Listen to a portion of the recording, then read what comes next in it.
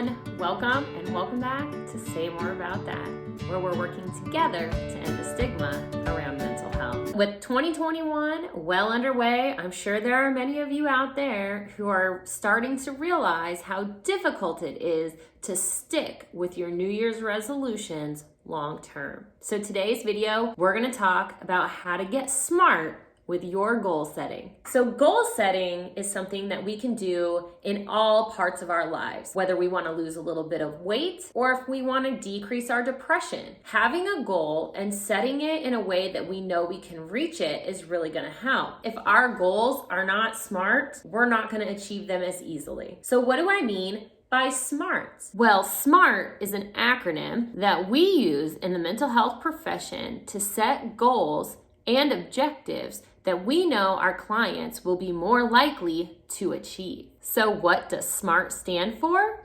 Specific, measurable, attainable, realistic, and time-bound. Let's go through each one of these and discuss further. Lots of times I will get a client who says, I just want to not be so depressed. I want to not be so sad, or I want to be happier. This is a very broad goal. I hear a lot of New Year's resolutions around losing weight or staying fit, having a healthier lifestyle. That is a very broad statement and not very specific. When we are goal setting, if we want to get good results, if we want to maintain motivation so we can get to that longer term end goal, we need to be much more specific. How much less sadness do you want to feel? How much more happiness do you want to feel? If you want to lose weight or get fit, how much weight do you want to lose? What is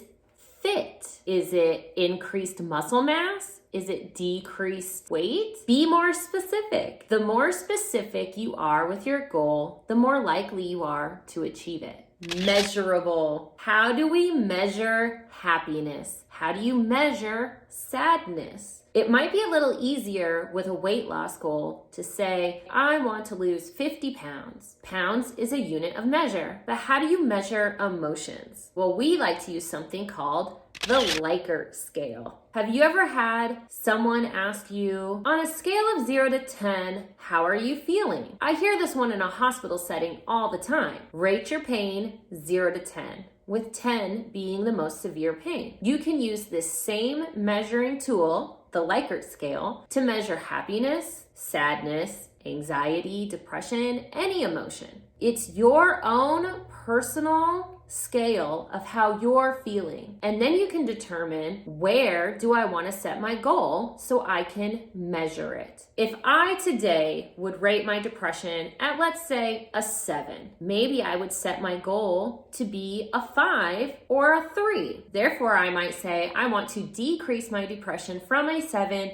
to a 3. I may say I want to increase my happiness. If I were to rate my happiness, I might say I'm at a 2. And if I set my goal, I may say I want to increase my happiness to a 5 or a 6. Keeping your goals measurable helps you to stay on track, even when you feel like progress is going slow. Attainable. We need attainable goals. If you set a goal for yourself that is not attainable, you will not meet it. You have to know yourself and your own limits, but you also have to know the reality of setting a goal. What may be attainable for you may not be attainable for someone else. I like to think of this part of the SMART goal setting formula to be knowing yourself and knowing what you're likely to invest into making this goal work. Are you going to be able to work out every single day, or is that not attainable? This is something to reflect on and really think about before setting your goal realistic. Realistic and attainable goals kind of go hand in hand. Is it realistic to say that you're going to lose 100 pounds in 30 days? Attainable and realistic goals require you to self-reflect on what your pattern of motivation has been, what kind of effort you can put into your specific goal, and how realistic it is for you to be able to meet that goal in the amount of time that you're going to allow yourself. It is not unrealistic to lose 100 pounds. It might not be attainable in 3 months' time. However, losing 100 pounds in 1 year might be attainable. Time-bound goals are very smart. Knowing what is realistic and attainable within a long amount of time is different than what is realistically attainable within a short amount of time. You could set yourself long-term and short-term goals. You could say,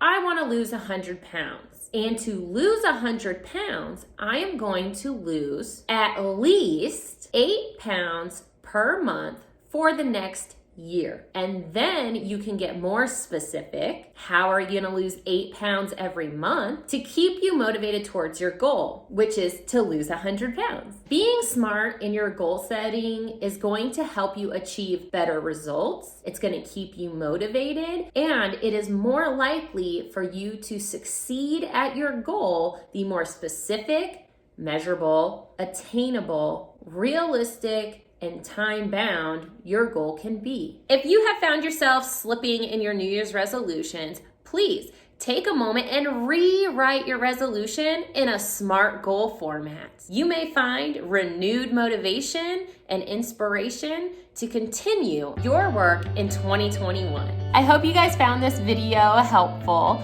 Please give me a like and subscribe. Being smart with your goal setting is just one way that you can be kind to yourself. Thanks for watching. The world is a better place with you in it.